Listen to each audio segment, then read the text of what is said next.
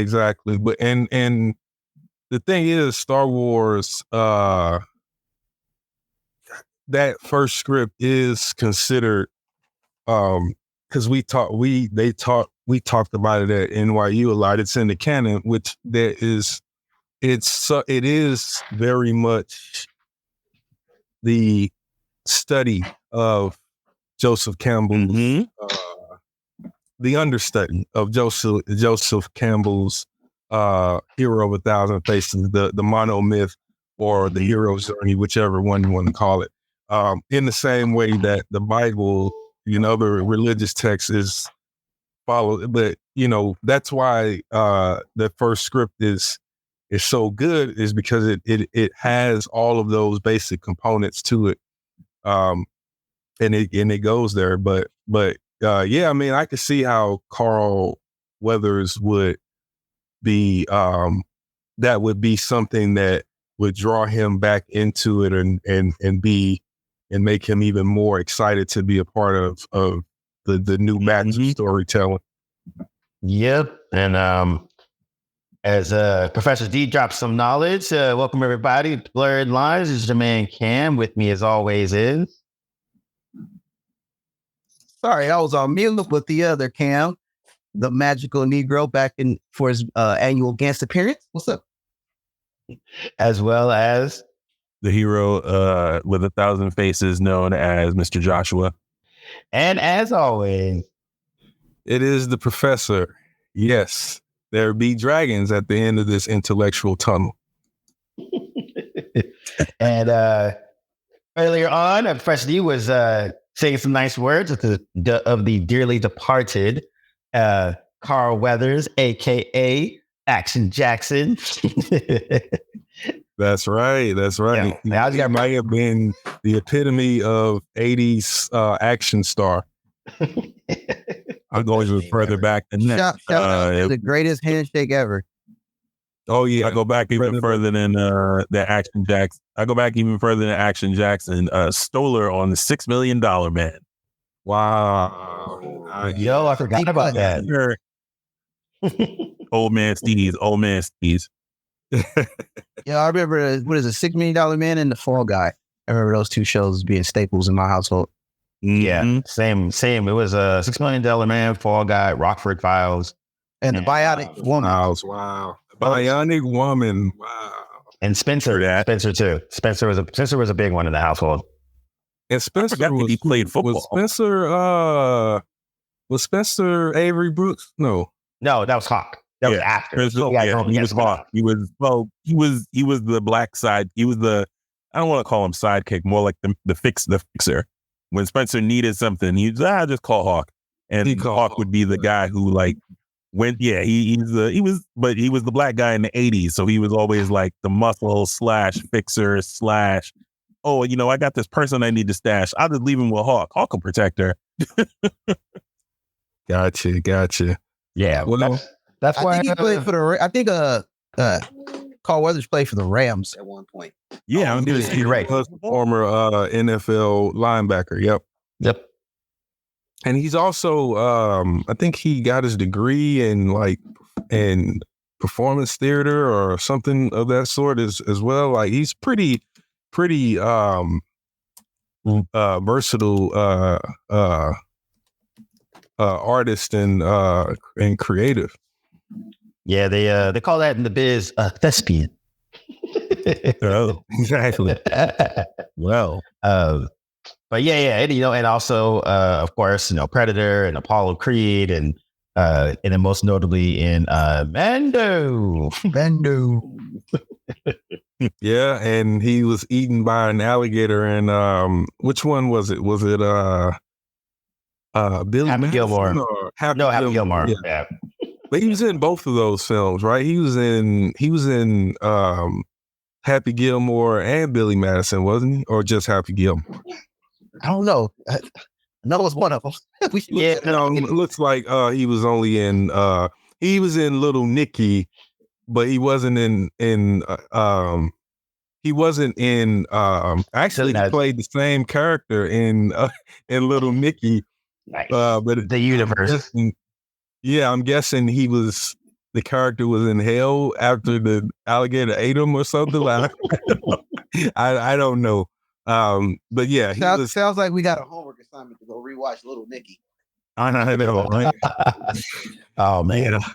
But yeah, that was but he was in his 70s. It's like I said, it's one of those markings too where we all just reference movies from the 2010s, so now the 20s, like to the 20s, the 2000s, plus the 90s and the 80s, and going back to late 70s. That's crazy. Oh wow! I forgot that he had that stint on In the Heat of the Night. He took over and he was in the main role. He had a hell of a life, man. Yeah, and then right before that, he was in Street Justice. And he had the main role in that. He was in Starsky and Hutch and the episode, not full time. He did a episode of Psych ER. Wait, what was he in Miami Vice? Because everybody was in Miami Vice at one point. Hang on, let me see. No, but he did appear in Good Times. He did appear in Kung Fu. He did? Yeah. He appeared in Kung Fu in 1975 in an episode. What character? He was called Bad Sam in an episode called The Brothers Kane. And I didn't never watched Kung Fu. I'm aware of it, but I don't know. I don't know any of that. He was also in like a few episodes of The Shield. Oh damn! All I know, really? And he played himself on Arrested Development for 4 episodes. I do remember. I do not remember him being on The Shield, and I watched Shield from start to from end to end. His last film was in 2019, and and it was Toy Story 4, and he was the voice of Combat Carl, which I imagine is probably a character written specifically for him. His outfit looked like the outfit from Predator. I watched it. Yeah, that's what I said. Yeah. I can imagine that. I was gonna say he played 2 characters. He played Combat Carl and he played the mini version of Combat Carl, but with a higher pitched voice. Yes. But I think that last example speaks to where the amount of love and respect and adoration that he had garnered as not just in terms of pop culture, Hollywood, and all of that, because it's clear that Combat Carl is written as a tribute to him in the same way that, Marvel adapted Sam Jackson's image or likeness for Nick Fury a few years ago. Yeah. Before, this is way back, of course, before the MCU version debut, which was taken from that arc, but just speaks to where he was and what he meant to this whole tapestry of media and Hollywood and in a sense even professional sports, because I remember he made some appearances on WCW TV and interacting with the wrestlers, and it was a part of his connection with Arnold Schwarzenegger, and they redid the handshake with the biceps or whatever. Did that with I think it was Scott Steiner, the wrestler. But yeah, just to say that he's probably as integral in 80s, 90s pop culture legend figure as Arnold Schwarzenegger, Yeah. Oh, definitely. 100%. I mean, I remember seeing Action Jackson as a kid. And just, it was impactful in the way that you would think for a little black kid in 1980, whenever that dropped.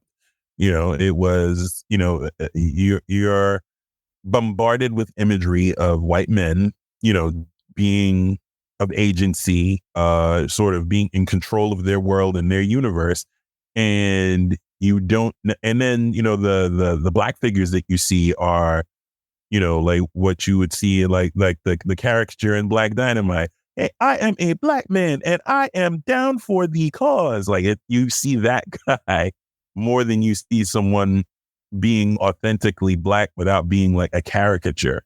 So it was cool to see someone like Carl Weathers who just didn't, I mean, to a degree, because I mean, in Rocky, he kind of did that a little, Apollo Creed was that a little bit, but Apollo Creed, the boxing character, was like that. When he interacted with Rocky in Red Rocky 2, for example, he was just a regular dude. Like, it wasn't, Black guy playing Black guy. It was just, he was a regular guy. And similar with with Action Jackson, like, there was a little bit of jive turkey here and there and a little bit of sucker here and there. But for the most part, he was just, a Black guy doing a thing in a film. And I think that's the thing that I remember the most about most of his career. Like, he wasn't, he wasn't a caricature. Like, for the most part, played it straight and played it like, like just a normal person doing things. Yeah, I think a lot of his characters and the characters that he played could be defined in that way. You brought up Apollo Creed, and I was reading all of the different tributes that a lot of the actors and people that he worked with were writing about him. Everybody from Katie Sachoff to of course Sylvester Stallone. And one of the stories that I guess Carl Weathers told about how he was cast as Apollo Creed was that he was auditioning and he was reading as Apollo Creed with Sylvester Stallone, who is obviously the star of the film. And I think Sylvester Stallone, I don't think he directed the first one, right? He wasn't the director, but anyway, at some point, Carl Weathers was like, if you get him a real actor, he could read it. He could read it better. And he was, and even after that, he was wow. And Sylvester Stallone said that made him cast Carl because he felt that's something Apollo Creed would have said. Fair enough.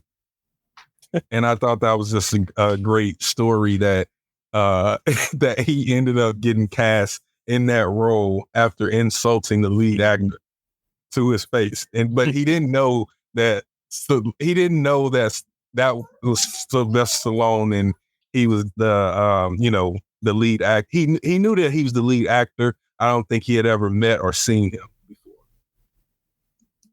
It's hilarious. I will say, kind of pivoting. I will say that Stallone did do some good acting work in 2 movies. Obviously, Rambo, the first one, I thought was amazing, but I think his role in Copland showed his chops, Stallone. So to his credit, I think he did get better as an actor in future roles later down the line. So he just leaned into the dumb jock role a little bit, because that's what he was getting cast as. So he, like, if that's where your bread is buttered, give me the butter. Yeah, and he definitely got better. And I think that's what makes the story even funnier, is because obviously, this is years later after both of them have gone on to have successful acting careers in Hollywood.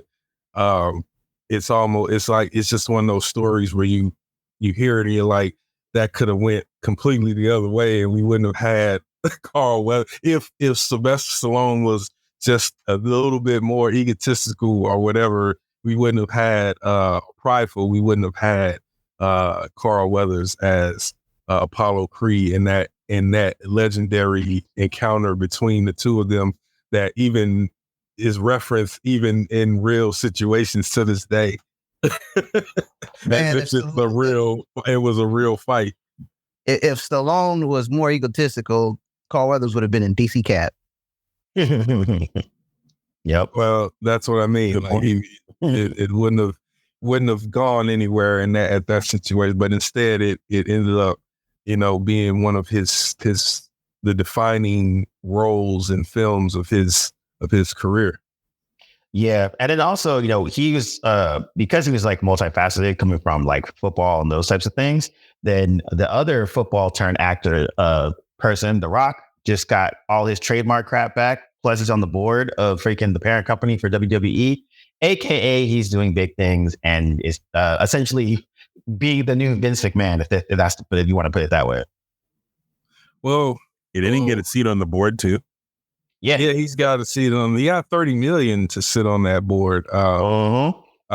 Triple H is the new Vince because he's the one that's actually get all the work. Triple H is, yeah, he's doing the booking and the creative, and he basically has taken over for Vince. He's promoting, and they're basically giving him they've given him the keys to the castle, which makes sense. He's been there long enough. He's married into that family. It only makes sense. I think The Rock coming back is just probably in where he is right now. He's kind of, I would say that from all the stories and reports that's been coming out about him, it seems like he's burned some bridges in Hollywood. Maybe not anything that's irreparable, but I think it seems like he needs to be somewhere other than, on the set of a film right now, and the WWE is always home for him, and he always draws big money for them, even 20, 30, going on 40 years after he was in his prime or whatever. I think it's kind of a crazy thing though that he's got the trademark now sitting on the board, it's almost full circle for him.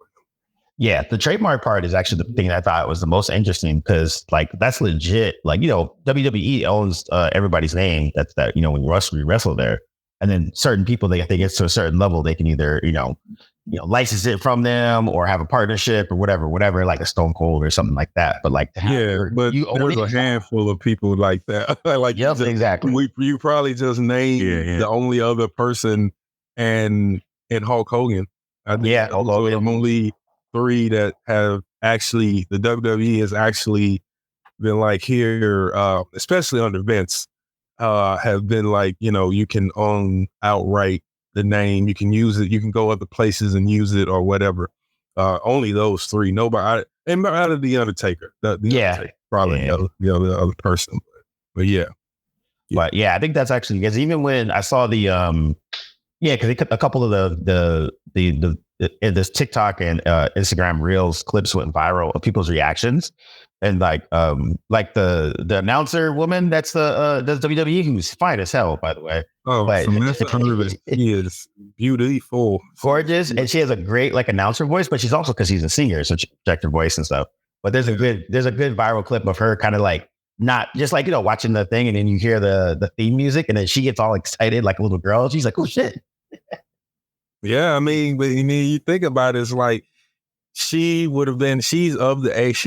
I think she's younger than me, and so that means she probably would have been watching at a time where she could remember when Rock was like not full time, but he was always coming back and having big matches, and then he'd go away and then come back and on and repeat.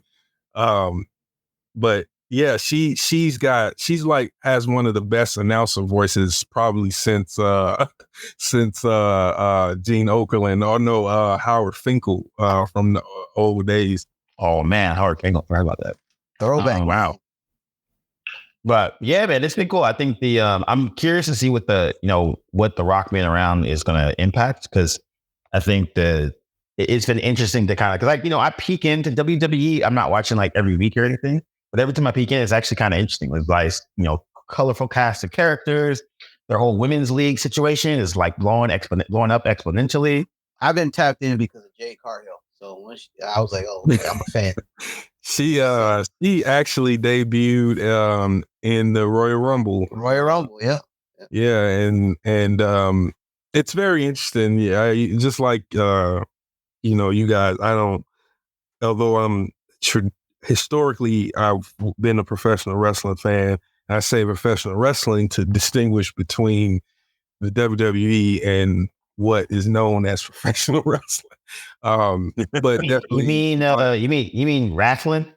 yeah, exactly. Wrestling. As Vince has spent all of his entire powers trying to put that in the mind of, it's like, oh, that's wrestling. Yeah, I'm talking about wrestling. Yeah, no, the WWE has been doing some interesting things recently, and I'm kind of interested to see where they go, because with Vince McMahon gone, Kevin Sullivan, who was their head of production for the last forever since because Vince brought him on after his dad died or whatever, who was also doing the production for the WWF back in the day. Now that he's gone, because he didn't like wrestling or the presentation of wrestling, and by that meaning it doesn't look like Disney theater or something like that, but more like what you would expect, like in terms of the lighting and the look, like a sports-based presentation, almost like UFC or boxing. So I'll be interested to see if, now that they have a new head of production who comes from ESPN, who did Monday Night Football, College Game Day, and all these different live sporting events that have been very successful in the last 20, 30 years. In addition to the fact that they're now branded and grouped in the same as one company with UFC, if there is an effort to pull back on the goofy, more sillier crap that Vince McMahon has pushed as sports entertainment for the last 20 years, and try to revert it a little bit back to the more, I say sports base because, again, it's less about that silly, dumb storytelling and more about reasons for two guys having to get in the ring and fight. Yeah, it's the athleticism too. It's more the athleticism and it's a quote unquote sport, basically. I'll tell you the turning point for me when I tuned out is when I seen Ken Shamrock lose, and I was like, "Ain't no way this dude loses to these dudes," because Ken Shamrock comes from the MMA background. Him and his brother Frank were sheer fighters in the 90s, early 2000s, and to see Ken Shamrock lose to like not a heel, but just like a dude that I knew wasn't on par, I was like, okay. It's an eye moment. Yeah. I was like, all right, I think I'm done with wrestling for a while. Well, yeah, that's part of what I'm saying in terms of that's Vince McMahon's doing. That's when he started, because he was pushing sports and entertainment. So it wasn't, instead of booking Ken Shamrock in a way that makes sense, that's indicative of his background as an MMA fighter, he booked him in a way that made none of that legitimate and made the fans forget that even mattered. Because after a while, you're just watching to see him probably get his ass beat by Stone Cold or Undertaker or The Rock or somebody of that ilk during that time. So anyway, I'll be interested to see, business wise, branding wise, if now that with these changes behind the scene, if that translates to what's going on in the in-ring and the visual television product. Yeah, exactly. I think it's probably going to spike the production value the way that in a similar fashion to how, Monday Night Football sort of jumped up once it left ABC and went over to ESPN. Yeah, exactly. That's what I'm saying. More cameras, and it's just it's gonna it's definitely. I am not a wrestling fan. I haven't been since probably slightly post Sergeant Slaughter. I'm gonna tell you how far I go. You left in the early 90s? I left definitely would have been late 80s. That would have been late 80s. Sergeant Slaughter, probably. Yeah, that was definitely the 80s when he was. Yeah, Slaughter. I was the Slaughter, Iron Sheik, Andre the Giant, Hulk Hogan. That's the golden age, our golden age. And see, interesting enough, it makes sense that you name it all those names because where you lived in New York, you would have gotten largely during the territory days before the territories died, you would have gotten WWF on the East Coast. So Bruno Sammartino, Bob Backlund, like all those guys. Again, that's when you think about that era, those guys were presented as real dudes who fought in the ring. It wasn't until real. Exactly. It wasn't until Vince McMahon took over that he changed all that. Now, Vince changing it actually benefited the business because until that point, wrestling was officially considered and categorized as a sport. And because of that, the regional territories had to pay whatever state they were in, they had to pay athletic commission fees. And the commissioner, now the athletic commissioner would be at the events and would be have influence on how they did things so like there used to be a time where if you were thrown over the top, if the guy was thrown over the top rope, that was a disqualification. You went and like there used to be rules, actual rules that they followed, and they had to follow. What happened was, and again, Vince was a part of this. The Dutch Schultz, not Schultz, the Dutch Schultz. I think it's Schultz. The incident of the reporter getting slapped by the wrestler. In Madison Square Garden a few years ago, he called wrestling fake. Oh yeah, you guys probably remember that. I forgot the name. They recently did a Dark Side of the Ring about it. But anyway, that was the turning point, and that was when it was because he did an expose, that reporter, and he had some wrestlers giving up the secrets of the trade and the business, and so that's when the whole thing. They can no longer be called sports, and that's when Vince got his way and sports entertainment was born. Because now, and again, for him as a businessman, it's because he doesn't want to pay those athletic commission fees, which, again, if you're thinking about from his perspective, if it's not a real sport, then why should he spend that money to maintain an illusion? Yeah, 100%. I interviewed there. I interviewed there for like social position a couple of years ago. So I was doing my research and stuff just on the business end, and I didn't realize how many different divisions that they had. They had like something like 10 to 11 different divisions for TV to movies to video games to merchandising and all that. So like that was one thing, and then the other thing now, like we were talking about earlier, separately with the Netflix deal. Of Netflix starting to do more sporting events on their platform, and then them scoring that deal. Now they don't really have to worry about advertisers like they used to. So they have one night that's going to be advertisement free that they can literally do whatever they want now. Like they can almost have, like they say, they don't call them pay-per-views anymore. What do they call them again? Premium live event. Yeah, premium live events. And so now they have, they're basically on 3 days a week on 3 separate networks. Only one's local, is it? Or is it no, one's on.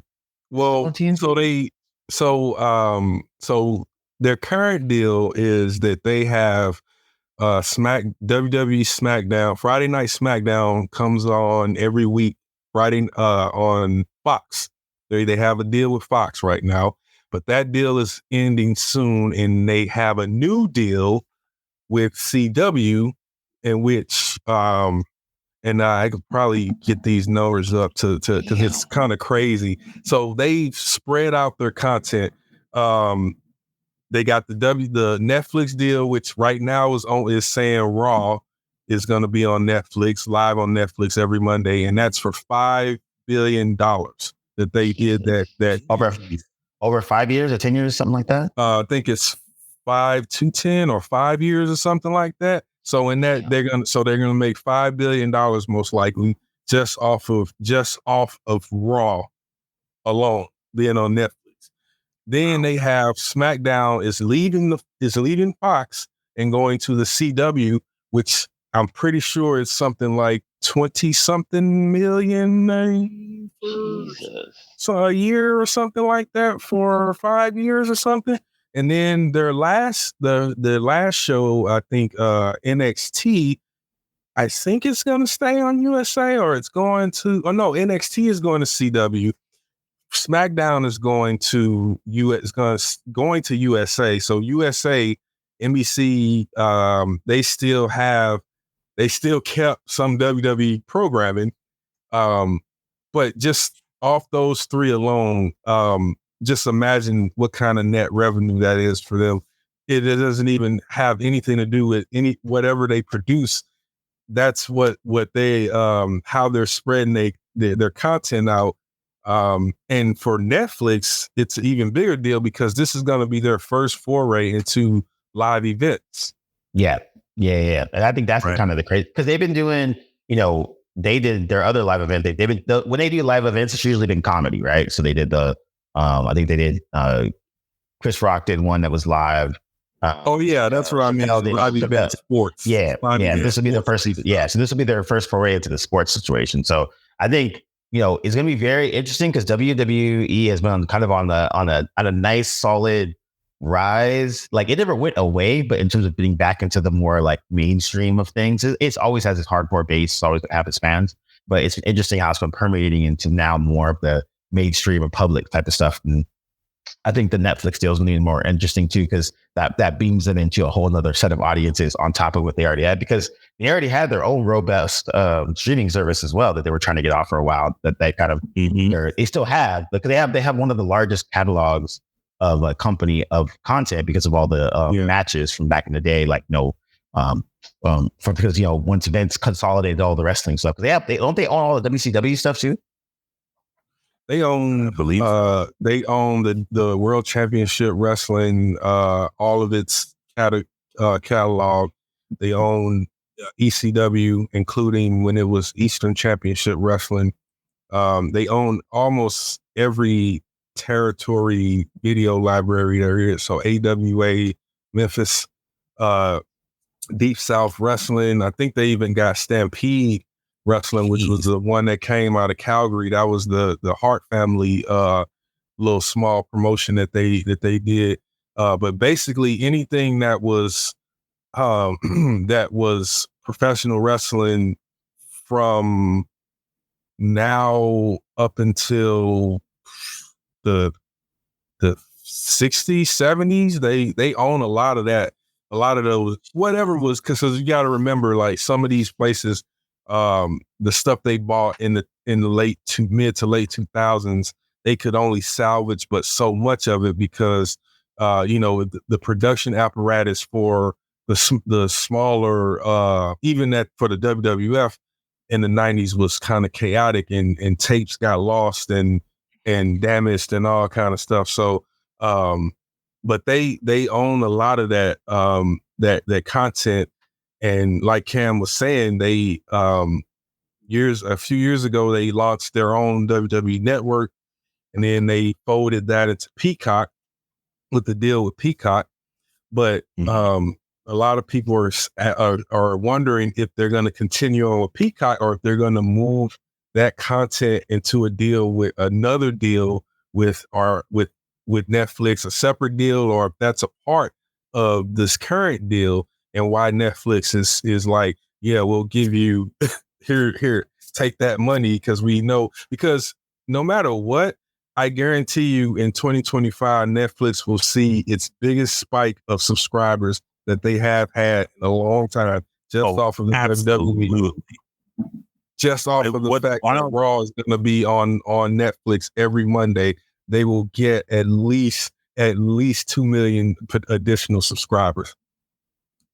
And this all fits what I've heard about working on the production and post-production side for WWE. Like, from what I've heard, it's a crazy meat grinder, and even more so, this will probably be the thing that calms down, but like it's even more of a meat grinder when you factor in that very often, sometimes right up to air, Vince McMahon is rolling up to, people who are doing any of the writing or production saying, all right, instead of this, I want to have this happen. And it's like, yo, we're about to air in like 5 minutes. He's like, right. So you should get started.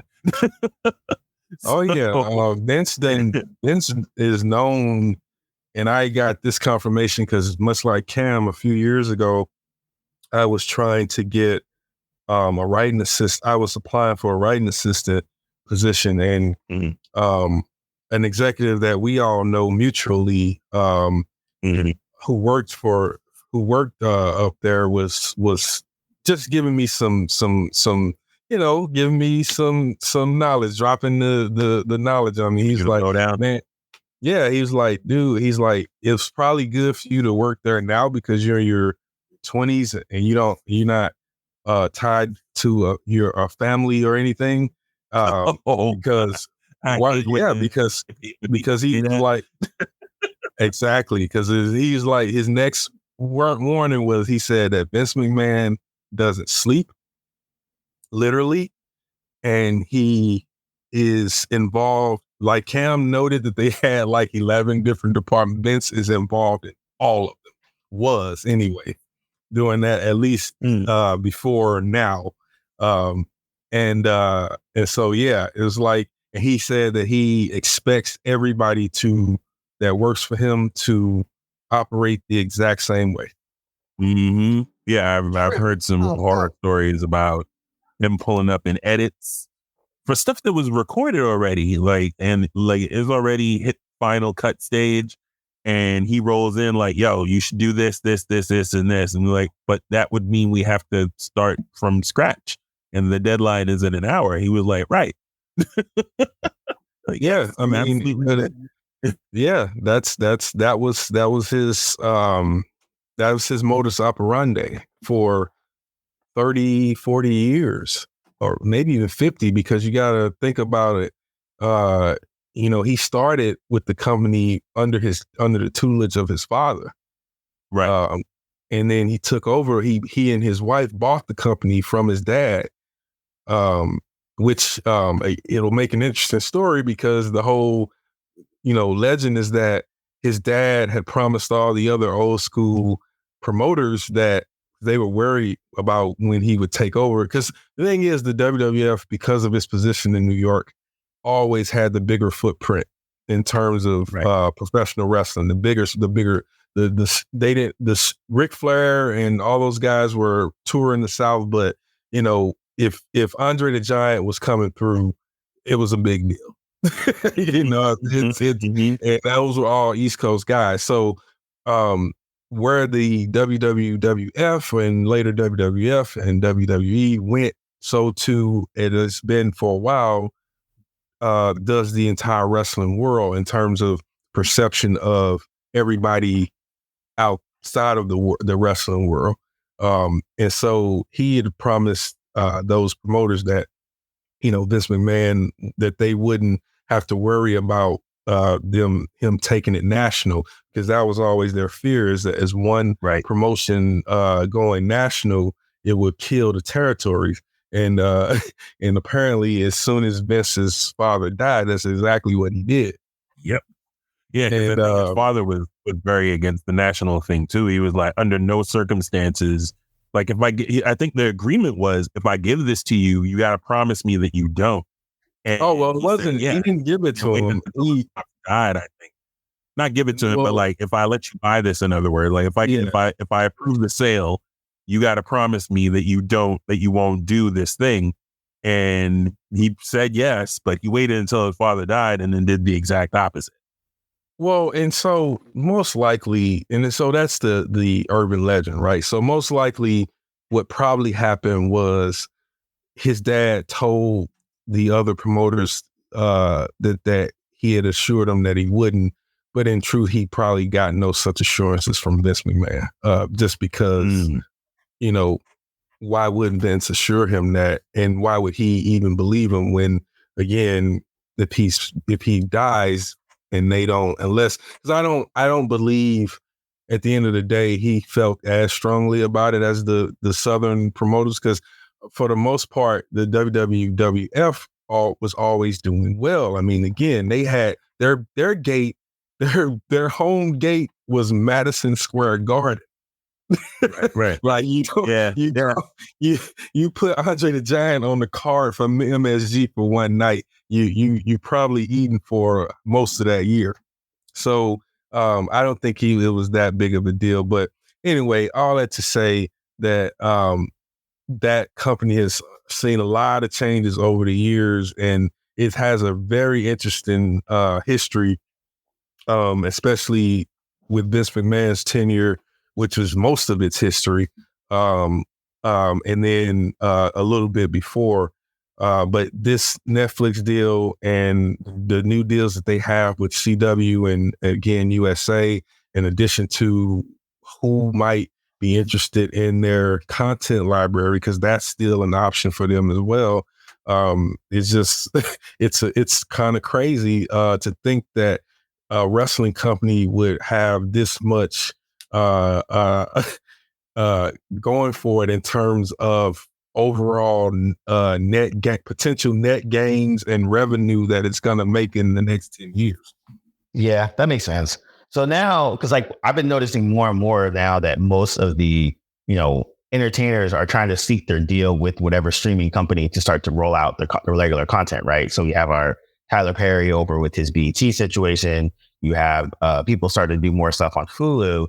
And then now you're starting to see more Donald Glover do his stuff with Amazon. And so now the Mr. and Mrs. Smith project, which, initially got a very big splash because it was him and Sleepy Waller from Fleabag, and then it was Donald Glover from Atlanta. There's going to be this big thing. And then once pre-production started, they had a lot of disagreements, and then she ended up dropping out. He took over most of the production, with his company and his folks. And then he brought in Maya Erskine. And so when the trailer dropped a couple months or 2 months, not even 2 months ago, maybe a month and a half, it actually looks interesting. Mm-hmm. Yeah, it does. I'll be really quick. I believe, you mentioned Tyler Perry. I believe he just actually got a deal for Netflix as well. Really? Yeah, if I'm not mistaken, he recently, or he was in talks to do a deal with Netflix. But I'll look that up. And we were talking about Mr. and Mrs. Smith. Yeah, you know what it is? Tyler Perry did a movie for them. Look with Kelly Rowland. Kelly Rowland brought her own wig specialist, so her wigs look really good. Wow. But yeah, they did a movie together called Mea Culpa. It looked very BET plus 2B level. No, I take that back. Not 2B, BET plus level. But it's on Netflix, and I'm not sure. I'm not sure if it's a larger deal that they're going to be doing. He didn't do the Jasmine's Blues. I think that was the other one he did. That he brought over there. I think he did. I think he did two. So this is their second film. Well, apparently he's got. I was just gonna say, apparently he's got a couple movies coming to Netflix this year. Yeah, I mean, unless Screen Rant is wrong, he did recently do a Netflix. He signs them. This was published October 23rd, 2023. He signs a massive multi-film deal with Netflix. Film deal. Yeah, he did another one with the Women's Army Auxiliary Corps, a group of 855 Black women who stepped in to fill an important role during World War II. Oh, okay. Doing a period piece. Interesting. This is all Donald Glover we're talking about right now? Oh, that's Tyler Perry about to be in Donald Glover. I was like, Donald Glover's doing this? I was like, okay, interesting. Because I say that because I just saw I think it's a spoof, the 21 Savage trailer, and I was like, is this real? And then if we were segueing to this period piece, I was like, well, that is a straight left turn of films he's working on. So Donald Glover and the 21 Savage thing, that was super interesting, because it was like, at first I thought it was a SNL thing, and then I was like, oh no, this is a real trailer. It's a spoof trailer though. I don't think it's real. I think they came out and said it was just more of a fun thing they did. Yeah, it was really awkward. I was like, no one could figure out if this was real or like a fake thing, but the production looks serious enough to where it was like, okay, Donald Glover's behind this, but it just looked goofy. Yeah. And they had a lot of references to real life events. Like I think, and I don't want to segue too far off this, but Bomani Jones was a caricature in that with when he was on that show with Dan Le Batard and his poppy. And then they showed a scene from that, and I was like, "Wait, is that supposed to be Bomani and that show he was on back in the ESPN?" So yeah, it was a whole thing. So it almost ranks up there with Snoop Dogg saying he was quitting smoking to promote something. So yeah. Which flopped, but it was a good 2 that was a commercial. Yeah, it was a little too good 2 second. What? It made some news. But yeah, I would say Donald Glover and his stuff, because he's been doing more stuff with Amazon. And this actually looks pretty good because they took the basic concept of we've seen this theme in a movie or a show multiple times. Well, sometimes it does go well, sometimes it doesn't. Mr. and Miss Smith with Brad Pitt and Angelina Jolie was one of the rare times where it did work, much on the strength of the actors, of course. It was entertaining, it was breezy, nothing crazy, but you're like, okay, this is fun. And the franchise is based on an 80s Scott Bakula show. So there's that. Yeah, that's right. That's right. Yeah, the first time that I forget who his co-star was, but it was Scott Bakula. Basically, the original premise wasn't necessarily what the movie was. It was more closely oriented towards what the Donald Glover show was going to be, which is basically two spies basically agreed to they're on a mission, and they agree to pose as husband and wife and start to fall in love. As basically what it was. That's the short version of it. Yeah, where it's probably kind of different from the the movie with Brad and Angelina was different than that, whereas they were already pretending they didn't know that they were both spies, right? Wasn't it? Yeah, they were both there. Yeah, they're both assassins. Yeah, which was an interesting take. It was a good movie. Yeah. It was good for that time. Actually, you're right. Yes, exactly. Yeah. It's breezy. It's a good popcorn filler. It's funny. I'm a fan of Scott Bakula, and I've never watched the Mr. and Miss Smith. So Maria Bello is the co-star for Mrs. Thank you. There we go. Yeah. 1996, only did one season for 13 episodes, and only 9 of those episodes aired. Interesting. Wow, that's crazy. That was definitely a tree falling in the forest, because when you first said it, I thought it was like 80s, but in the 90s, I don't even remember hearing about that at all. Yeah, I don't remember it at all. My fault. Sorry. The 90s, that's wild.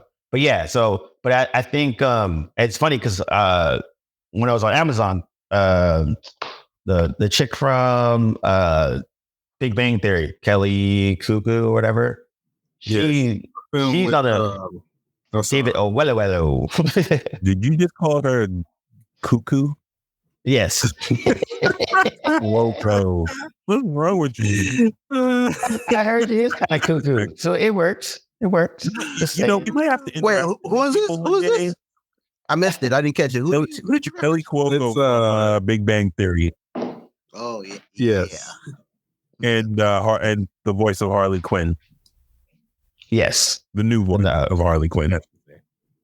But yeah, I was gonna say, you got to be specific about that. Yeah. My fault. But swinging back around to Mr. and Mrs. Smith, did you know that Simon Kinberg wrote and directed that? The Brad Pitt one? Yeah. Oh wow, that's random. I didn't know that, but at the same time, it doesn't throw me because not everybody is good at everything. You know what I mean? Like it's like there are filmmakers who do, like, for example, Rian Johnson. I love Knives Out. But I hate The Last Jedi. You know? Right. So I think that doesn't my fault. Doug Liman is my fault. Doug Liman directed and Simon Kinberg wrote. Yeah. So now it even makes even more sense, because if you got a sensible director, then he could kind of curb a little bit of the silliness of the writer rarely vice versa, but at least in this case, whatever the worst ideas Kinberg probably could have thrown out there, it could have been tempered, or just assuming that this was a better story for him to tell, because maybe Kinberg definitely do be wild. He got some be wild thinkers. X-Men movie. He didn't strike me as a person that, and Singer admitted to not reading any of the comics and basing his framework on the 90s Fox cards. Oh, don't get me down that rabbit hole. Like, I just, I'm sorry I brought it up. It's my fault. We just opened up some old wounds here. It's a sore spot for me I can't even talk straight. It upsets me so. Bringing it back to Glover. Side note: Kinberg's first writing credit is XXX State of the Union. I'll leave it there. Oh, see, that's not better. That's not making it better.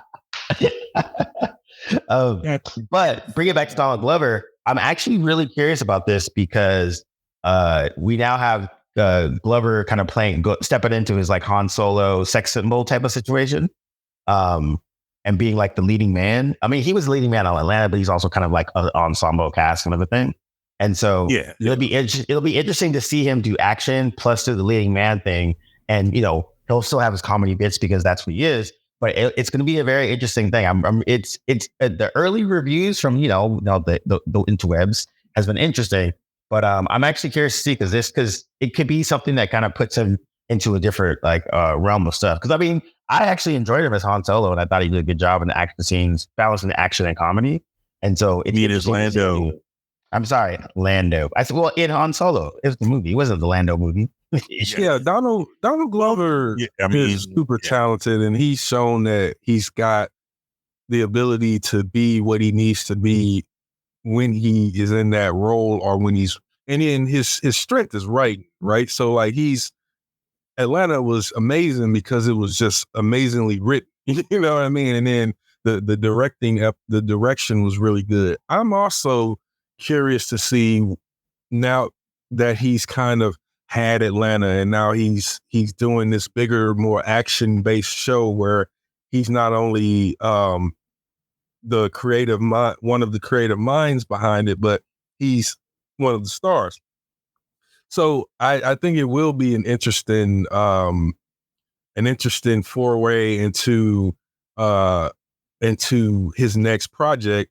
And I think even more so, it'll be telling to see, because Amazon has an awkward branding right now in terms of their shows, where you can kind of pinpoint. I think they're in that same space Netflix was in a few years ago, where you can't really brand them in one way or the other. And Netflix is still kind of like that, but that's just, Netflix will be that way. That is its brand. I would say, I think Netflix has sort of thrived on being all over the place. Like, they don't have it works for them thing that they're known. So they end up being more distributor than specific brand that says, hey, these are the things that this specific thing or this subset of things are the things that we're known for. They're literally all of it, and even more so now with the WWE thing. I think Prime is going to be the same. I think Prime is going to. Yeah, they're a distributor. Right? And I was going to say Prime kind of set the stage for that. They do baseball, do football, they do Thursday Night Football, which nobody really, I mean, I'm sure it'll probably kick in at some point. Thursday Night Football is a thing.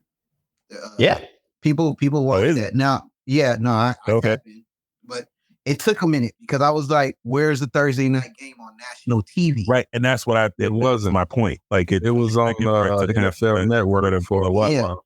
So I was gonna ask, like, how did now I see Amazon branching out like Netflix, but before I was like, how do you hear about an Amazon show? How do they promote themselves? I really wasn't aware until I just had the app, and I was like, "Oh, this is Amazon Prime, cool."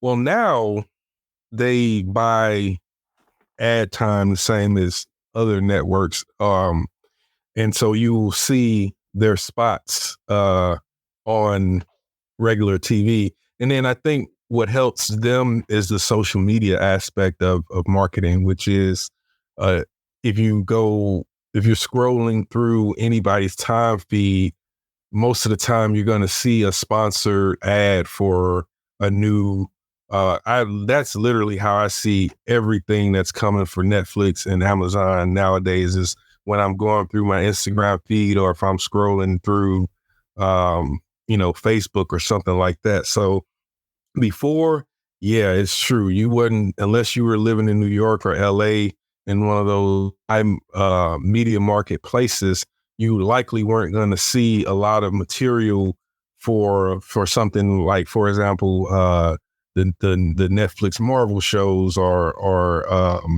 House of Cards. I mean, I was seeing that stuff promoted because I was living in New York at the time. But then when I would take trips and come back to the Midwest, there was a while before some people even knew what House of Cards was, and it was into its third or fourth season. But just to say that now the promotion is a lot better. I see more like when around football time, Prime puts out entire campaigns pushing to Thursday Night Football. Yeah. And that's sort of been the thing that's been happening with all of them. I've seen spots for the Mr. and Mrs. Smith. I've definitely saw spots for The Boys and Gen V on. Yeah. So I think now they're just they figured out or created an apparatus that allows them to market their content more strategically. Yeah, and then also too, you have it. You're starting to see more, like, because once they won their Oscar and they won some Grammys. Now it's like, hey, now we actually do good stuff, quote unquote. And so now they put the proper push for tying certain things. So they're saying stuff for like Reacher. You're seeing and then they have their large tentpole stuff, which whether it's good or not, you starting to see more hype about it, like Rings of Power, Wheel of Time, and those types of things. So it's one of those things where it's just like Apple TV and how they've been pushing their stuff, where you'll see more advertisements for these shows that are on these streaming services, even though you might not have that streaming service. Like, I don't have Apple, but I know about Foundation and Silo and exactly all those things, because I say that. I was gonna say I don't have Apple, but Josh is my promotion for Apple. Good show, come on, for real. Apple TV. I gotta tell you, it's disturbing the level. Like, everything that I've seen on Apple TV has been good. Like, even stuff that I don't care about, wouldn't care about. They're nailing everything. They're and with less content. Yeah. Like, yeah, I totally agree with that. I watched everything that they touch has been amazing. Yeah, I watched I was a big fan of Ted Lasso, and then I just watched the After Party with Tiffany Haddish. One, I'm not a big fan of hers, just in general. Her comedy's not that, to me, is not that great. But it was an ensemble cast. It was fun. It was breezy. It didn't feel like a waste of time. It had like a nice little twist to it. But it was just like, oh, this is a cool, regular sitcom, not sitcom, but under 30-minute dramedy that actually was fun. And I think that, like, Apple's been a lot smarter than Amazon in terms of how they've been like really curating what they put out. Where like Amazon has Amazon Studios, but then they also operate like a Tubi or like a another place that you can literally just anybody can put something on Amazon now. Like, you just go through, pay your fee, go through a service, and now your documentary is now on Amazon. So unfortunately, sometimes their stuff is diluted by all this other crap that's on there. Yeah, no, that's a good point, and I think that's what I kind of connects a little bit what I brought up earlier, which is I was going to say that Apple TV has sort of found its a little bit of a brand identity, right? Because they have had a lot of success with these highbrow science fiction series, and they have Ted Lasso and everything, but those have been sort of the standouts.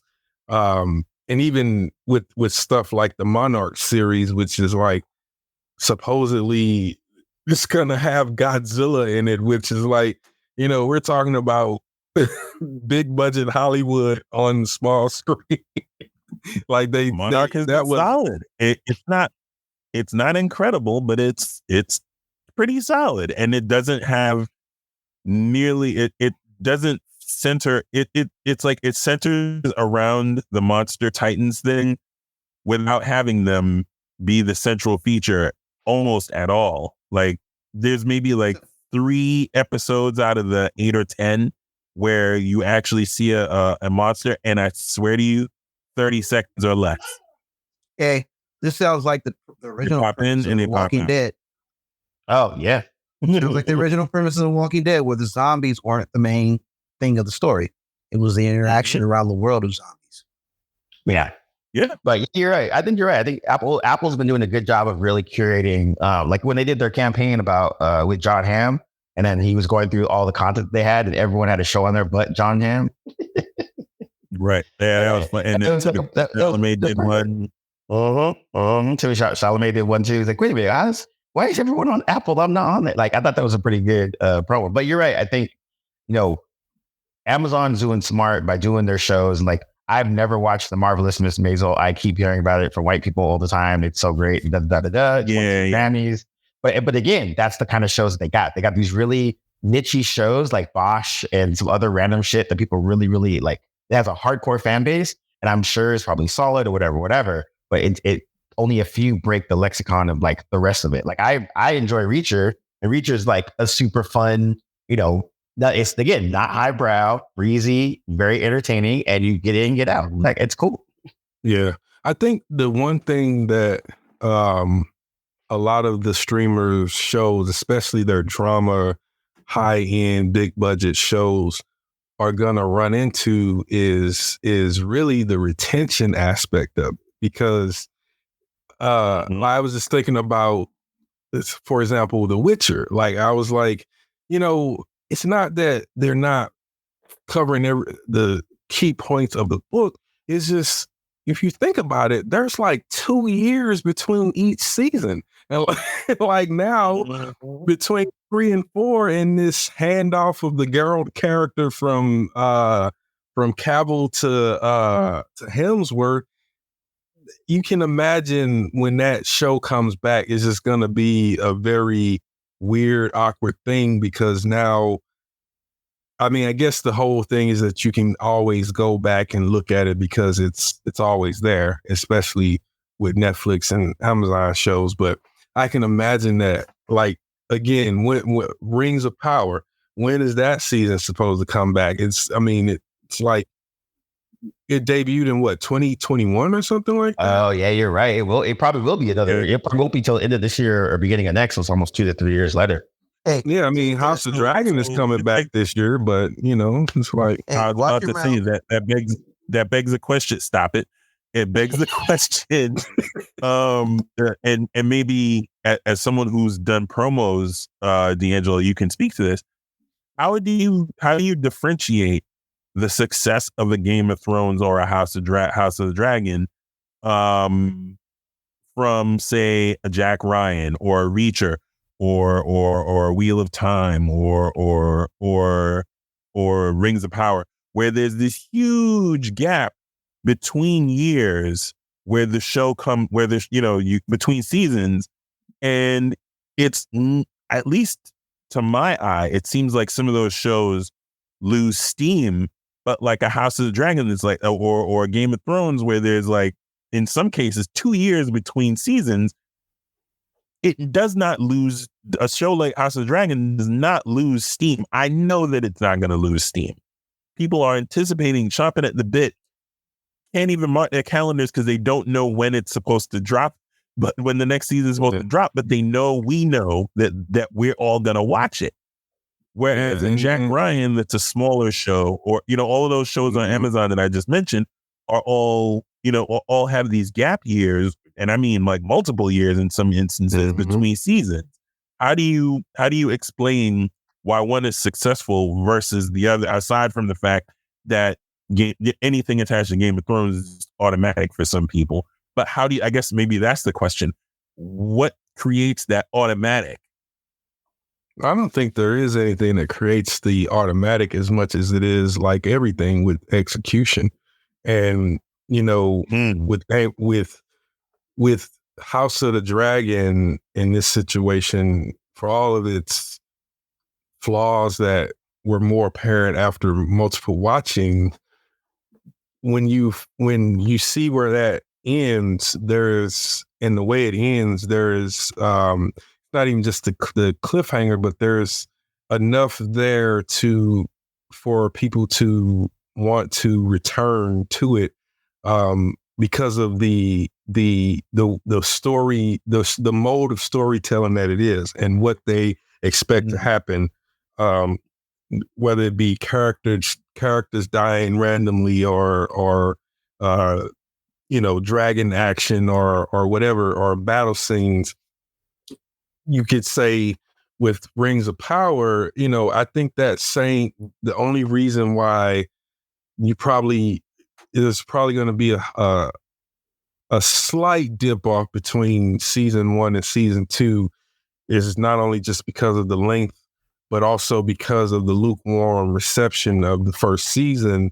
Right. That could dissuade people from returning. So I think it's just really, it's a combination of a lot of things.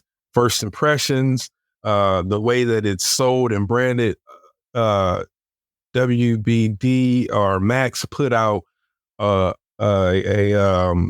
brand or a branding promo, image promo that showed all of the stuff that's coming, and it had a few clips from House of the Dragon. Now, whether or not that's finished or not, that's a little bit of a dangling. You asked about the promo aspect. That's a little bit of a dangling of the, here's what's coming.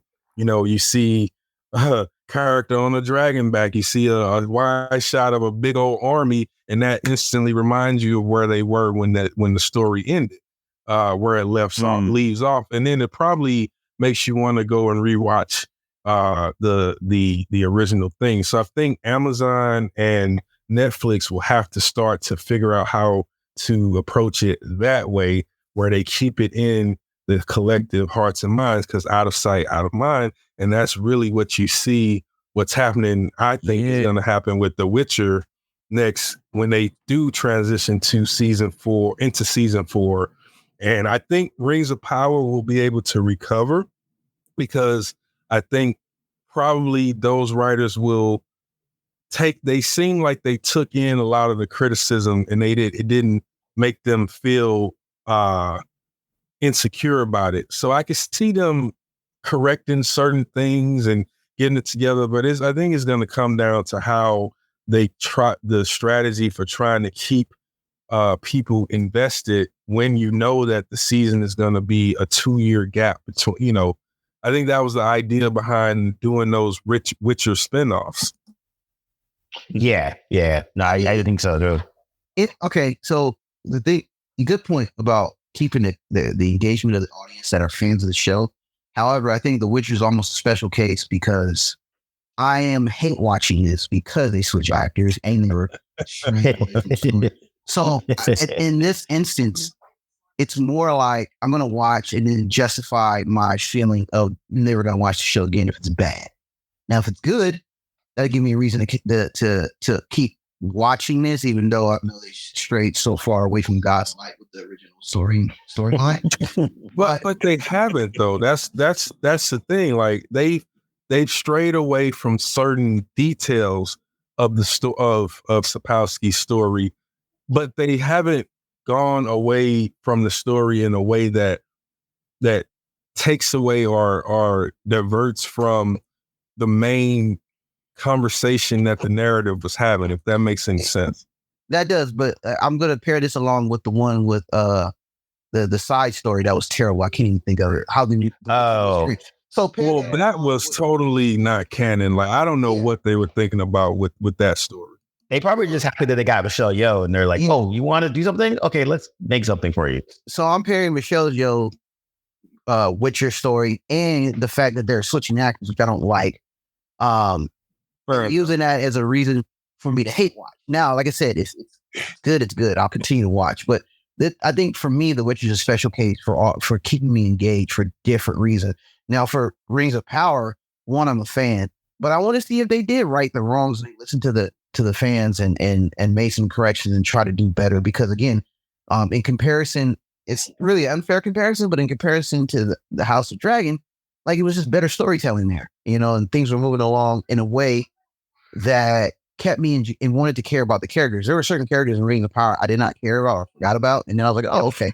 So, and I'm giving them grace. Yeah. I'm giving them grace. I'm giving both shows grace. They both had pros and cons to them. So we'll see what happens when they return because it has been such a long gap. But we are a different breed because one, we're fans of both genres and we are tapped in to this where we got it. Whereas the normal, like right now, I know we're going to talk about this later, but True Detective, I totally forgot it was on. And I did too until my heart reminded me. And I'm a fan of True Detective. Even season 2, I loved it. So, oh God, we got to talk. You should not have said that. No, I didn't like it, but I've grown to like it. Yeah, so we're getting offline about that one. So to keep that in that same framework, you're right though. I think the fan versus the casual viewer is definitely a one to call out because you're right. For like Rings of Power, there's a certain subset of people that were super about it, all about it, and then the casual fan was like, "Oh, that's cool."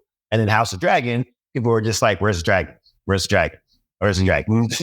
So like I think if to me, House of Dragon and Rings of Power to me was more of a fan love letter for people of those IPs that are fans of it are willing to rock with it. I think they get a little bit less of the casual fan. They'll still peek in, but I'm not sure they're going to grab them like they did with the other ones, right? So like, what's funny about that though, Cam, is I think a lot of Tolkien fans would disagree with that part about Rings of Honor being a love letter to Tolkien. And the only reason I say that is because there's so many. I read so many things from Tolkien fans about the changes that they made, and so it's just funny that because to me it is kind of a love letter to all of the greater scope of Tolkien's narrative. But yeah. I can see, but I know there's a lot of fans that disagree with that. But I do think that was the driving force behind what we saw in the first one. Yeah, and I think that's the thing, right? So you have, and again, if people are willing to bankroll stuff like that, because both of those shows are not cheap, and Rings of Power, one of the things that I did enjoy about it was the production of all of and the design of everything. Like when you went to the dwarves inside the mountain, you're like, yo, this is amazing. And same thing with the other city. So it's a very interesting balance where before you brought along the normies that got into this really niche genre, and now they're all fans, and now they're kind of like, do I really like this? And so they kind of peep it, and they're like, oh, it's cool, but I'm not really going to be checking for it. And that kind of leads me to True Detective, where when True Detective hit, it was a phenomenon. That first season, everyone was like, holy shit, this is a thing. You need to watch it. And then the second season, the collective opinion of it was a big letdown because it didn't even reach the second one. And then the third season kind of brought it back around. But then by that time, the goodwill has been lost. And so it had a little bit. I will say this in short, and we can talk about this probably a little bit later, but season 2 of True Detective is basically season 2 of The Wire. That's basically what happened. And people wanted that season 1. No, listen, this is the comparison I'm saying.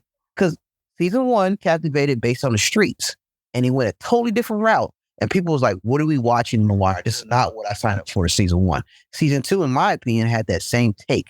It went away with what season 1 was. And it was a totally different. It was like more of a film noir True Detectives in season 2 than where a murder mystery and supernatural stuff going in season 1. And I think the tone of it kind of came back in season 3 where people was like, oh, True Detectives back. And I'm like, man, I go back and watch it. In my opinion, Rachel McAdams, I think her name was the best part of True Detective season 2. She was killing for acting chops. I thought it was solid. Man, at first I was like, man, what is this? And then I went back and rewatched it. in my opinion, I thought it was decent. It wasn't the greatest, but I'm saying it wasn't as bad as people thought it was. Well, look. So I think you're identifying the anthology aspect of both The Wire and True Detective in it of itself. True Detective was always said to be an anthology, in that it was going to change every season. So I don't think, for me, that wasn't what the problem was. I don't want to go into it because I could literally go all day about what was wrong with season 2 and why I dubbed it bad. But again, fair enough. About the acting, I can't deny that they had some good actors in it. The writing for me was just abhorrent. But that's to the bigger point, though. There was a lot of time between season 2 and season 3. So when season 3 came back around, and just like there's been a lot of time passed between season 3 and this new season.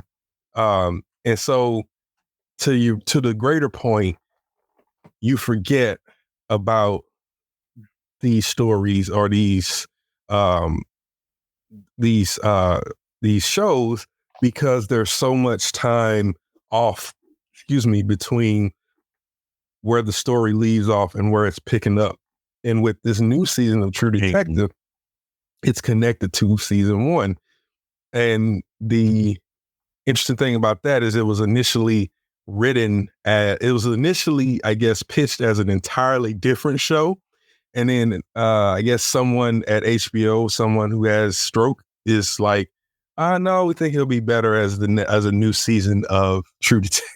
And so now, and so Issa Lopez is a big fan of the first season, and so she figured out a way to connect the dots. Interesting. Very interesting. Yeah, because I remember when season 3 came out, it kind of just it wasn't bad. It just didn't have the same level of oomph. Oh, definitely. The way I remember when that was resolved, I thought, wow, there was something about the first season that took you down a kind of crazy journey. And there's a lot of story about that came out after that.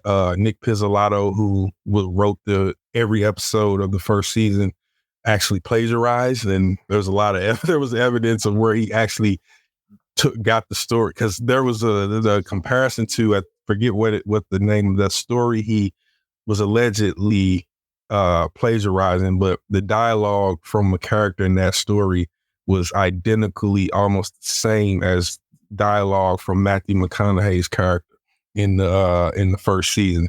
That is news to me.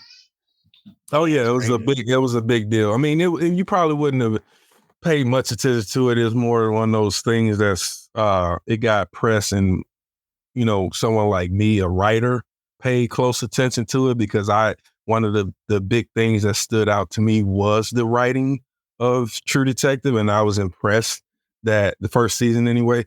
I was impressed that Nick Pizzolatto wrote every single episode, and so that story came out, and then I saw season 2, and then I was like, I can buy that he plagiarized that first season, because this is with all due respect to my friend, this season is garbage.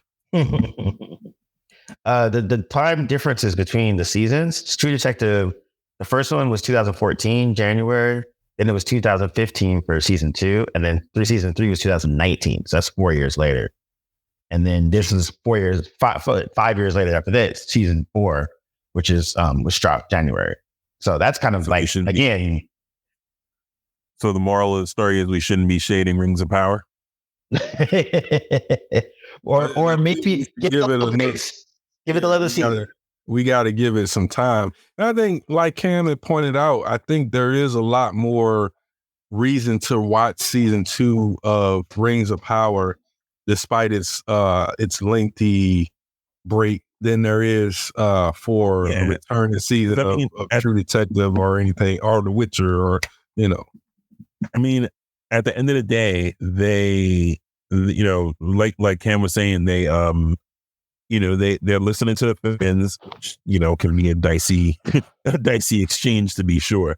But, I think it was a little slow. There wasn't, I think it was good setup, right?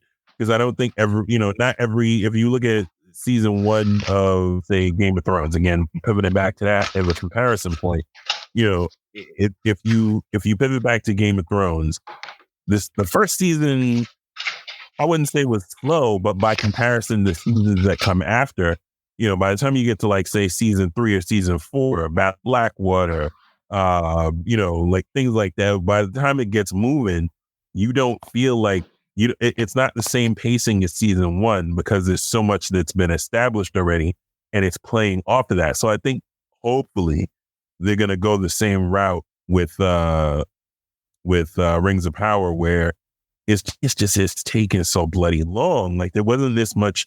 I think the biggest gap between seasons on Game of Thrones, again, is the other point of comparison for fantasy, on a similar scale.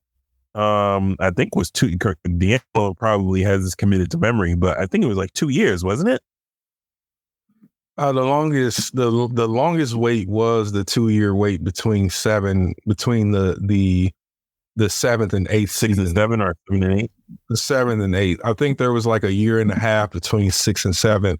And then there was 2 years and almost 2 years and a couple months between that's why it was such a big deal about the 8th season being what it was, because it was that long wait. Right. And then we got that. I think with Rings of Power, for those of us who know the Tolkien mythology, I think what will be interesting is to see how they reconcile time and certain things, because Sauron spent 100 years making those rings before he even gives them to anyone. And so, I think it'll be interesting to see how they work that out. But all to say, I'm gonna watch, but there is big gaps between these shows now. Yeah, and I think that's the biggest thing. I think that's the thing we have to remember now, because before it which is weird, because we used to wait a full year for next season of whatever you loved, and you'd only watch it once because it wasn't like on streaming, or you had to go buy the DVDs. So I guess we're in a little bit better situation than we were then. But you're right. I think we're in a space where just because that first season isn't that great, we can actually give it this. If it gets a second season, then we're like, okay, let's see if it actually corrects it. But also, I mean, considering the first season, just looking at the budget for like you mentioned before, it wasn't cheap. That is an understatement, because it costs $465 million to make season 1 of Rings of Power. So if they're making it was like similar, the most expensive in history, wasn't it? It was in history, yes. Yeah. In all of the moons, the sun, and the earth, there's never been a show nearly that expensive. Like, there are movies that aren't that well. I mean, it's also a season of television, so it's different everything. But I mean, if it's anywhere near the nearly 500 million that they spent on season 1, it kind of makes a little bit of sense that it would take this long to make the show. So I kind of get it in that context. I mean, $465 million is nothing to sneeze at for a season of television. There are shows that wish they had a fourth of that. And when you see it, you're like, that's what you spent $465 million on. And I'm not saying that to even. Chill. No, listen, I'm not saying that to suggest that it was that bad. What I'm saying is, when you look at the number and then you look at those 8 episodes? Yeah, 8 episodes. So how much is it per thing?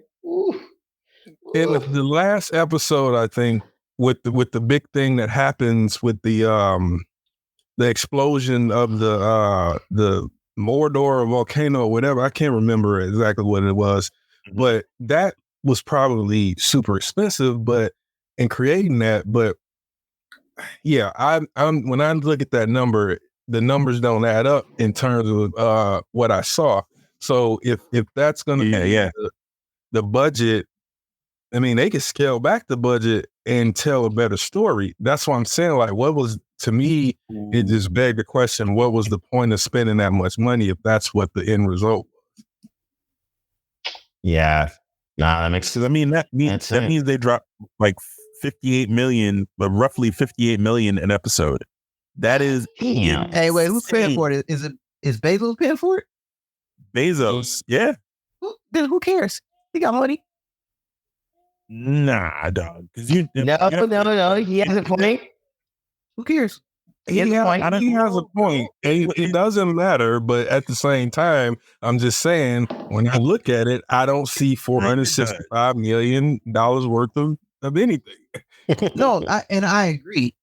But if money's not a factor, then let's have at it. Have at it. You know, yeah, it's going to be up to it's going to be up to the viewership to dictate if this show. I mean, it would have been nice if he dropped that kind of money on The Expanse, and he loved the series before it got there. I'm not saying you're wrong.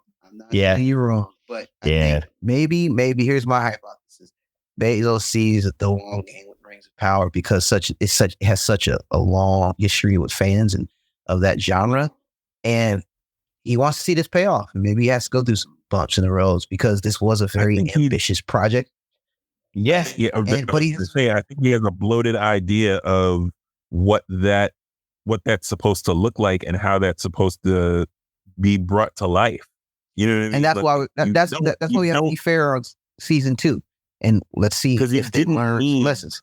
You did not need $465 million to do what we saw on screen. Like, and I say that with authority, like as someone who's worked in the industry.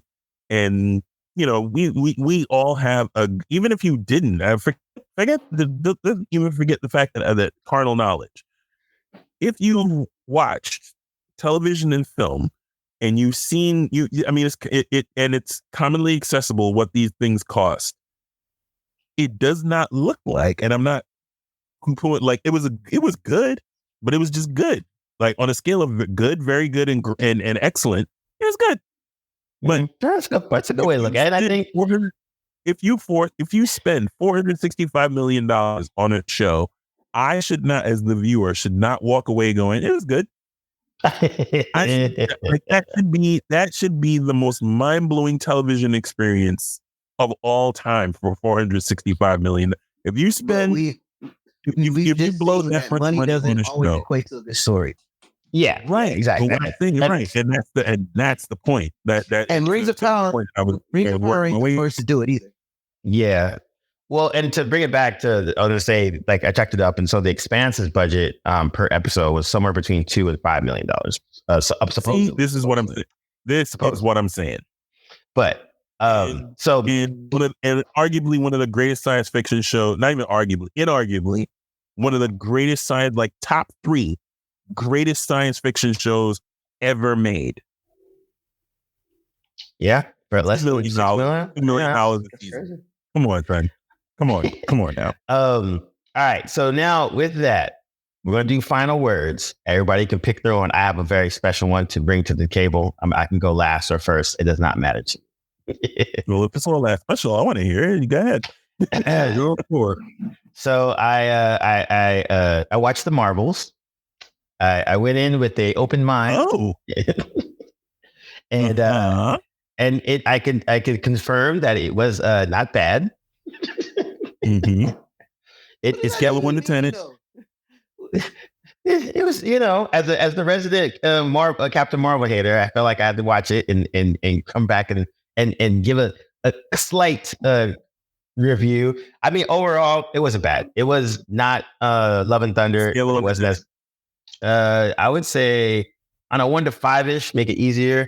I give it like a 2.5, close to the 3. Like it's watchable. We ain't never done no 5-point scale before. Why are you trying to be very if it's difficult, let it be difficult and make the call. If it's on a 1 to 10, I would put it 6.5 because it's better than Love and Thunder, but it's like it's lower than like a Shang-Chi, I think, to me. But better than like a Black Widow. Like it's enjoyable. There's some fun parts to it. Josh was 100% correct. Having having Cat Marvel with other women in a tandem was a way better for the character. There's some good bits and good moments with them. The best parts of it are actually them three together. I think was they did a really good job of doing girl power without the girl power, over your head type situation. There's a bunch of spots where you're like, what the fuck is going on? Why is there a musical in the middle of this movie? That's a whole nother situation. But I give Nia Costa a lot of credit because she really humanized Captain Marvel as a character. She made a nice, tight 90-minute brief act story. Again, it didn't feel like it was a waste of space. They kind of got to what she needed and then kept it moving. And so I thought it's unfortunate that it had the kind of visceral reaction from fans that people got. I don't think it really deserved that, except for the singing part. The singing part was ridiculous. But I would say like overall, like she did a good job of like taking, an existing IP, getting it to where it needed to go, and then drink her baby's blood. Now go give her Star Wars movie or whatever the hell she wanted. So, well, I've been a fan of hers for, I became a fan of hers after I saw a Candyman film. Yeah, and honestly, I would say that like the highlights are her direction, like in general. Kamala Khan was great. She's a kid. She's fun. It's easy, Monica Rambeau was awesome, and I like what they did with her character enough that they are setting it up to be something, which is good. It wasn't just the black sidekick as that Marvel is known to do. So I thought that was a good take. Sam Jack doing his Sam Jack stuff. He's like, how much am I getting paid for this? How much airtime? All right, cool. Let me just hop in real quick, get my paycheck, do my thing, and then hop back out. But yeah, so that would be my thing where it's like, it's worth watching, but it's not like, oh dude, you got to move whatever else is in your queue to go watch it. Nah. But if it's Sunday afternoon and you're cleaning and you're like, I should throw this on. Yeah, I think that's fine. Yeah, I walked away from it pretty much feeling the same way. Like, on a scale of good, very good, and excellent, like it was, like middle to low, very good. Yeah, it's like I said, not a waste of time. Better than good. It was better than good. It certainly was.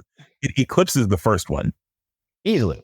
Yeah, easily. But like I said, it's below Guardians of the Galaxy 3, but not Love and Thunder, like a little bit below like a Shang-Chi. And Shang-Chi was fun. The same thing, same level of like, oh, this is cool. Kind of build. I think when you watched it, you saw it was like you felt like it was in that middle tier of like a Shang-Chi, Doctor Strange, and I forget what the other movie you mentioned was. But Black Widow, no, you did not mention Black Widow. Stop that. all of the last two phases. There, I helped. Yeah, there you go. There, yes. Yeah, it's definitely in the middle, but in the better of the middle, not the worst of the middle. I would put that. Yes. Yes. Yeah. D'Angelo, what's your final word?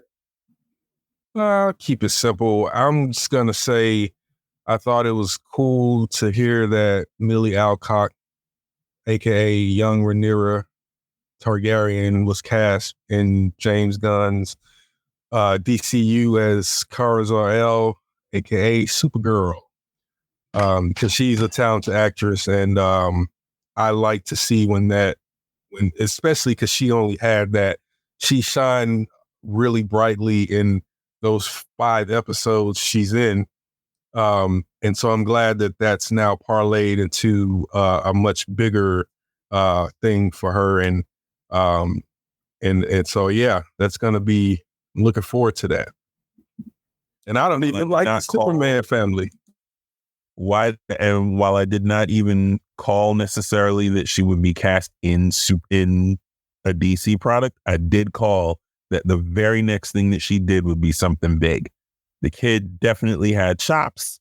She did and just astonishing good job as Rhaenyra Targaryen in House of the Dragon. It's a well-deserved come up for someone who put in work in a very short span of time. Also, shout out to the social media announcement from Max. They wrote, they put an image of her and it says "Born to Fly." I thought that was new because of the copy and her flying on the dragon back. Now she's gonna actually be flying as a Kryptonite, as a Kryptonian. Excuse me. Cam, what's your final word? I want to piggyback off that too. This is more the reason why I was mad that season 1 time, the way time had passed, the way it moves so fast. Yeah, like we didn't get more. I agree. Alcott. So that's another reason I never brought up. But that was an underlying thought. Like, oh, we don't get to see her act anymore in this series. That's sad. Moving on. My final word is actually it's actually a book I'm reading. But before I get into that, it was this thing I'm doing. I'm doing a 75-hour errata, basically. It's like a mental Ironman, right? I have to every day do 245-minute workouts. One out has to be outside. I have to take a progress picture every day. I have to drink a gallon of water every day. I have to stay to a diet, no alcohol, no cheat meals. That part is easy. But one of the other recommendations is read a book, 10 pages of a book, a nonfiction book, a hard book, not an audio book, not an e-book, but an actual book. And so I'm reading a book on critical race theory and the moments that formed it. And it's kind of like I'm studying a college course, but it was one of these things that I've been wanting to understand and know about how it came to be. And so that's what I'm doing right now, reading a book on critical race theory and starting to get in depth in how the nuances of understanding critical race theory and all the laws, because it started through law studies and how laws and education and politicians and lawyers all have these things and nuances that, like, for instance, Brown versus the Board of Education was for desegregating schools, but what they didn't realize is that it only desegregated schools. It didn't help bring the level of teachers, giving them the forcing them to teach Black students the same education as a white person, then give them forth in the same luxuries of eating the same food, being in the same classroom, getting the same type of education, even though the overall thing was like, oh, we desegregated school, but it got all the little nuances within that. And this study of critical race theory goes in depth of like the ebbs and flows of the struggle per se. And it's just a historical context of where we are at this moment. So that's what I'm reading right now. Nice. And let me know how that the books that you're because that's who wrote the one that you're reading? It's by 4. Yeah, it's by it's by Kimberly Crenshaw, Neil Gottada, Gary Pillar, and Kendall Thomas, and it's a foreword by Cornel West. I think I've read some Kimberly Crenshaw before, but yeah, that's it. That's it in a nutshell, and it's kind of similar to, you brought up the Brown versus Board of Education. It's the very similar thought about, if you go back even further, the Civil War, the emancipation, the slavery was ended, but yet Jim Crow laws and segregation followed, and the Union did nothing about that. So, it was exactly. Right. The slavery ended, but yet, in most cases, when those wars happen, the losing side has to give something up. The South didn't have to give anything up except the institution of slavery, but all the families and everything that were in power and control, they were the generals and all that stuff. They just went back to their merry lives, and their ability to mistreat African Americans was legal. So again, and also they got reparations for losing property. That's a whole other thing. Exactly, they got money. So it reframes the Civil War. One of the many things that reframes the Civil War, that has reframed the Civil War. But that's cool. I'm gonna have to check that one out that you're reading. Yeah, I know we say it all the time, but we will do Blerdlines book club, even if it's only for like a good 30 minutes, chop out what we're actually reading. Because all of us read stuff, and then we like to, share what we're reading, so other folks might want to hear it too. Josh, what's your final word? So X-Men 97 is due to premiere sometime in March. And as an unabashed X-Men fan / encyclopedia, I'm not looking forward to it. I did not enjoy the original, and this might be heresy for some people, so hold on to your asses, because it's about to, this might be a hot take for some of you. But the X-Men animated series wasn't great. It wasn't good. It wasn't good to me when it came on, and I wanted it to be good. It wasn't good. It didn't do anything for me. And so, the fact that the same crew, the same production team, and some of the writers are now coming back to do X-Men 97 gives me zero enthusiasm. I'm not hyped about this at all. I should be doing cartwheels over an X-Men animated series, and I am not. And I don't know what to do. Again, like back then, I don't know what to, like, when I watched the series, I was like, I don't know what to do with the fact that this is not good. And likewise, I'm like, I don't know what to do with my lack of enthusiasm. It's very strange. I should be hyped. I should be doing backflips over the fact that, and the fact that this is something that Disney / Kevin Feige / the folk Marvel greenlit and are executive producing. It's like, it should be better. Hopefully it'll be better. Don't think it'll be better. Yeah. Yeah, I can go on a whole nother topic, but I'll leave it at X-Men animated series. It's trash. I've been saying this for about 20 years. But did you think that when it was on the air? Yes, I just didn't like it. I didn't like it back then. Didn't like it now. Don't like it in the future. It's just the horrible writing, squishy animation. The best thing about it is the voice casting. And I think that's where I'll leave it there. But anyway, before I go off on another rant. But yeah, as always, fellas, thanks for the inputs and all the, asides. We did a pretty good job. We'll see everybody later. This is Blerdlines, and we out. Peace. Peace.